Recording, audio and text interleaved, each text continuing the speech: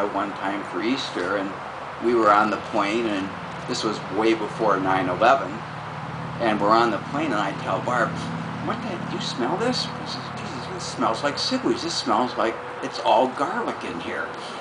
Well, it was Heidi and George who had brought down their special spaghetti sauce for the Easter get-together that they immediately invited us to. And you know, if George saw you, George would come up to you. "Are you coming?" "Well, geez, we didn't plan on it." "Oh yeah, you got to be there."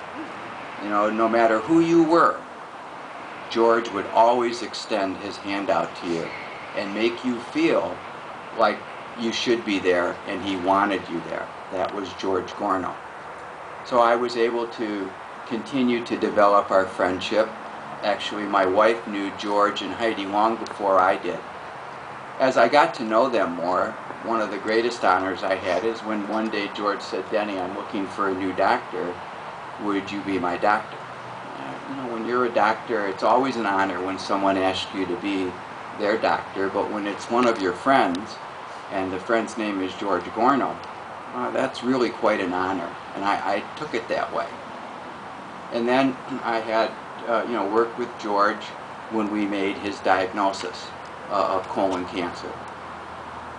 I can tell you I've taken care of a lot of people who I've had to tell that they've had a diagnosis like that.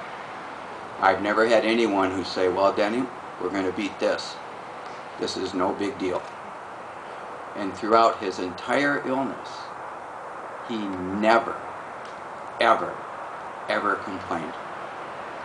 And believe me, toward the end of George's life, he was in a lot of pain. Never said a word. Never complained once. George Gorno was the type of guy, you know, we all heard the saying, the glass is half full or the glass is half empty. For George Gorno, not only was the glass always half full, he would say, "Let me get the pitcher and we'll fill it up." That was George Gorno. The glass was never half empty.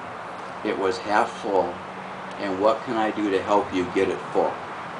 He never complained. He was always positive. I think I learned more about life in taking care of George.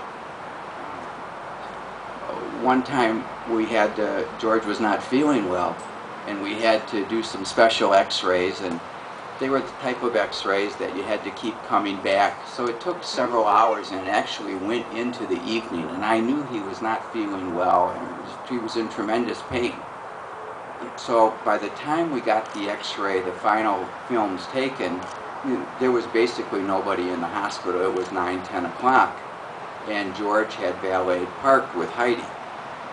So we went to the front desk, and there was nobody there, so we had to find the keys.